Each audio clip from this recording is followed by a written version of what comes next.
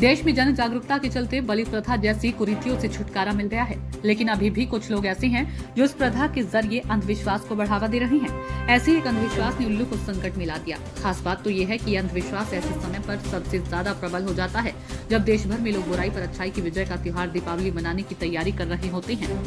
दीपावली पर्व में उल्लू पक्षी का काफी धार्मिक महत्व है। लोग इसे लक्ष्मी जी की सवारी मानते हैं और दीपावली में मां लक्ष्मी की पूजा होती है। यही कारण है कि दीपावली के समय इस पक्षी की तस्करी भी बढ़ जाती है। इस पक्षी की तस्करी को रोकने के लिए वन संरक्षक राजाजी टाइगर रिजर्व के निदेशक डॉक्टर कोको रोसे ने कहा कि वन्यजीव तस्करी को रोकने के लिए वन विभाग द्वारा लगातार रात को भी पेट्रोलिंग की जा रही है। पुलिस के साथ भी समन्वय बनाकर इसको रोकने के लिए कारगर उपाय किए गए हैं।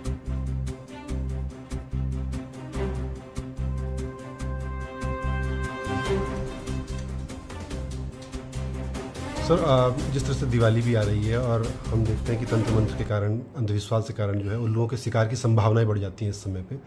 किस तरह से आपने निर्देश दिए हैं खासतौर पर संरक्षित क्षेत्रों में? पहले तो मैं आपका चैनल के माध्यम से हमारा उत्तराखंड वासी सभी को दिवाली का मैं बहुत शुभकामना देना चाहूँगा। और इस दिवाली में जो गलतफहमी कुछ लोगों के मन में है कि उल्लू के ऊपर उन्होंने कुछ गलत काम करना चाहते हैं, ये बिल्कुल नहीं होना चाहिए। क्योंकि मान्यता है कि उल्लू जो होता है वो लक्ष्मी जी का वाहन है और देवभूमि में हम तो इस चीज़ को बहुत मानते हैं। तंत्र मंत्र में बिल्कुल विश्वास होना नहीं चाहिए। लेकिन फॉरेस्ट ऑफिसर होने के नाते मैं पूरा उत्तराखंड में अभी सभी को अलर्ट कर दिया है कि उल्लू प्रजाति के ऊपर विशेषकर हमारा निगरानी रहेगा। सभी लोगों ने आसपास का जो गांव होंगे उनको मन में ये चीज़ें लाना पड़ेगा कि ये गलत चीज़ है। ये शेड्यूल 1 बर्ड है। वाइल्ड लाइफ एक्ट के अंदर इसको बहुत सुरक्षा मिला है और किसी प्रकार का कोई अपराध होता है तो उसके लिए बहुत बड़ा दंड का प्राविधान भी है। हम नहीं चाहते हैं कि कोई इस चीज़ में अपने आप को देखना चाहें।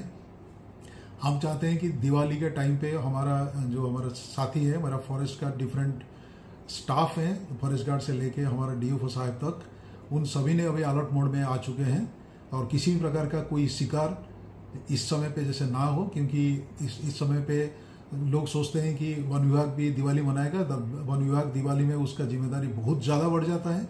हमको वनों का सुरक्षा के साथ साथ वन्य प्राणी का सुरक्षा हमारा उत्तरदायित्व है और मैं चाहूँगा कि लोग हमारे साथ सहयोग करें। अगर किसी जगह पे किसी प्रकार का कोई शिकार या उल्लू पकड़ने जैसे बात होता है तो निकटतम फॉरेस्ट डिपार्टमेंट का जो ऑफिस है या हमारा जो टोल फ्री नंबर है, आप वहाँ पर तत्काल इसको बता सकते हैं। अगला सवाल सर ये है कि क्या इंटरनेशनल लेवल पर भी, क्योंकि हम देखते हैं कई सारी संस्थाएं काम कर रही हैं, उन लोगों के संरक्षण के लिए काम हो रहा है जी, इस पर ये बहुत अच्छी बात है कि केवल वन विभाग नहीं, उसके साथ साथ अंतर्राष्ट्रीय ख्याति प्राप्त जो हमारा एनजीओ है या ऐसा कोई ट्रस्ट है जिन्होंने कुछ जानवरों या चिड़िया के ऊपर विशेष स्तर पर काम करें, जैसे ही हॉल्स इंडिया है जिन्होंने बहुत अच्छा काम करा है हॉल के बारे में। तो दो चीज़ें होता है, तो एक तो उनका परिवेश का सुरक्षा देना और दूसरा है कि उनके ऊपर किसी प्रकार का कोई अपराध ना हो जाए, उससे सुरक्षा देना। एवं ये भी स्टडी करना है कि उनका हमारे इकोसिस्टम में कितने बड़ी योगदान है। मैं तो कहूँगा उल्लू जो होता है ना, हमारा फार्मर का फ्रेंड होता है, क्योंकि वो उस प्रकार का जानवर को नियंत्रण करते हैं जो हमका खेत के ऊपर या जो हमारा स्टोरेज ग्रेन्स होते हैं उसके जैसे चूहा प्रजाति का जानवर होते हैं वो बहुत ही क्षति पहुँचाते हैं और उनके द्वारा काफ़ी बीमारी भी फैलता है। तो कुदरत का नियम है, तो अगर उल्लू रहेगा तो फिर चूहा का संख्या भी नियंत्रण में रहेगा। मैं नहीं चाहूँगा कि चूहा समाप्त हो जाए, क्योंकि बायोडाइवर्सिटी का एक स्पीसीज भी वो भी है। तो नेचर के ऊपर ही छोड़ दिया जाए, उल्लू भी सुरक्षित रहे और आदमी भी सुरक्षित रहे और बहुत ही अच्छी प्रकार के हमारा दिवाली मनाए बिना कोई हिंसा का।